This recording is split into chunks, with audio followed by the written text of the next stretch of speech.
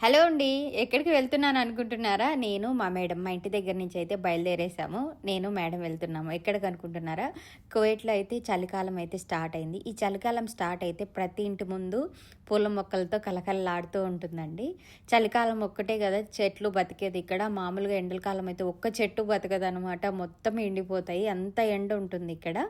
అయితే ఇంకా బయలుదేరేసామండి ఇంటి దగ్గర. అయితే నాకిష్టమని ఓన్లీ నా కోసమే ప్రతి సంవత్సరం అండి చలికాలం స్టార్ట్ అయినప్పుడల్లా చెట్లు కొనడానికి తీసుకెళ్తుంది, పూల చెట్లు.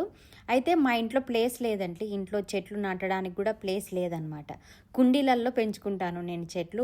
మన ఇంటి దగ్గర మనం ఎలా పెంచుకుంటామో అలాగా నేను ఇక్కడ కూడా ఇంట్లో కూడా చెట్లను పెంచుకుంటూ ఉంటానండి.